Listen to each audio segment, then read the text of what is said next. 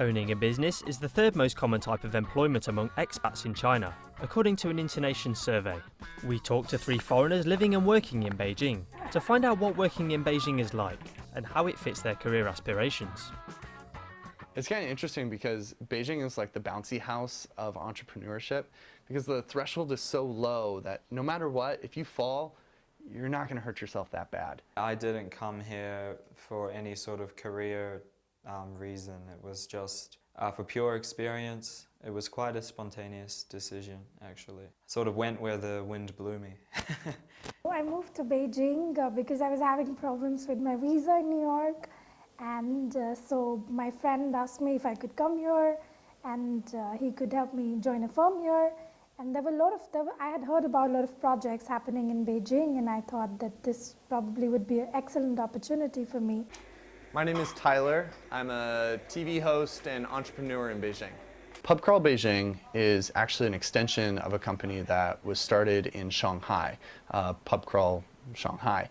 It was actually started by a couple of grad students that were studying in Shanghai at the time, and they had to do some sort of business project, and one thing led to another, and they started doing these pub crawls. What I'm doing here at the moment, I am teaching adults. Yeah, I'm teaching English to adults aged 18 and above. I moved to Beijing 7 to 8 months before from New York City, and I'm an architect living and practicing in Beijing right now. Working culture is an important factor every expat considers before moving to a new country. What is working in Beijing like?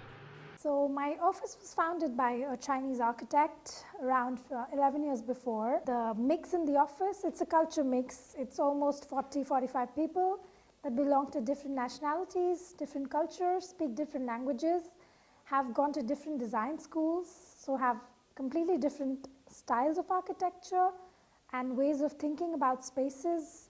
Most of the people are Chinese Spanish, Chinese Australian, Chinese Canadians. I mean, they speak English, they speak Chinese. I learn a lot of Mandarin from them, which is the good part.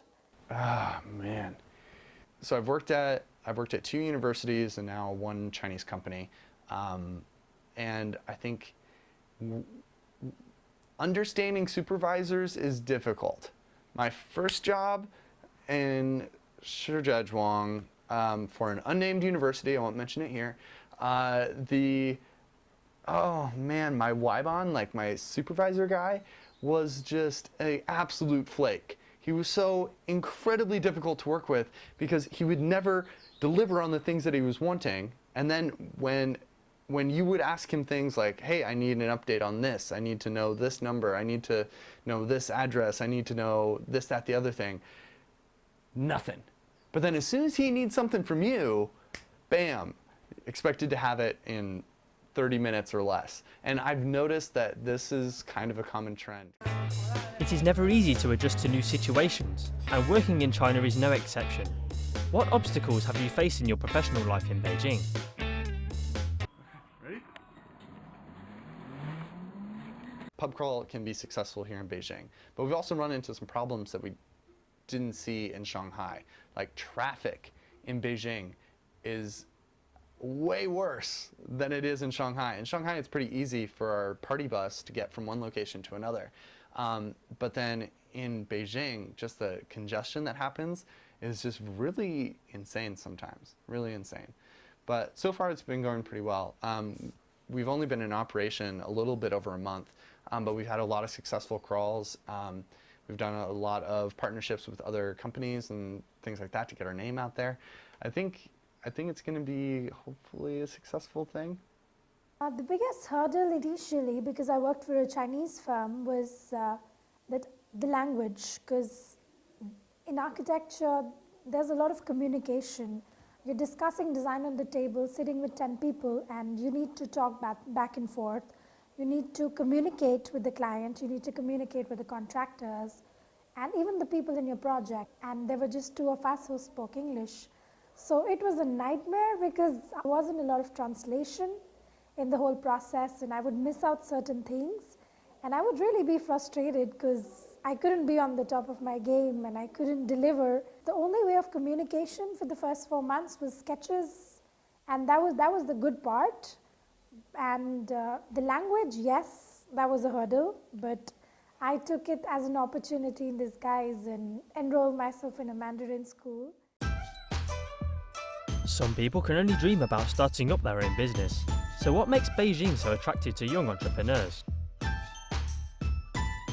Entrepreneurship is so prevalent here in Beijing is probably because the threshold to become an entrepreneur is so low.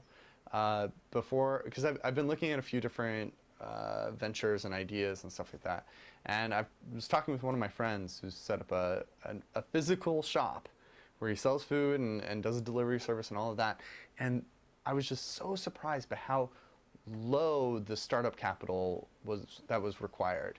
Like, in order to set up a small shop here in Beijing, you really don't need that much money.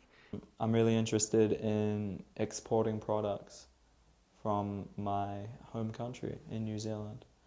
I feel like there's a strong demand for some products such as milk powder or honey. You know, there's a one-child policy here. They have one kid, they want it to be strong, healthy, so they want products they can trust. So I think that there's just such a big market for food products, reliable food products. What I love about Beijing is that it's very, very convenient and easy to start something of your own here, because the economy is pushing a lot of entrepreneurship, and they're pushing startups, and they're investing in this field. And Beijing is not just the Silicon Valley of China, but of Asia. Like 1 million mobile users, there are 1 million people living here, and in the next 10 years, they're going to need gorgeous houses. They're going to need a lot of spaces to go to. What I see is that maybe tomorrow I'll get to design some of them, and definitely, like I mentioned, that being a people person really helps you. So that's something like that would really help me. Starting a business in Beijing does not come without its challenges, but the low threshold of entry and enthusiastic expat community makes business ventures in China enticing.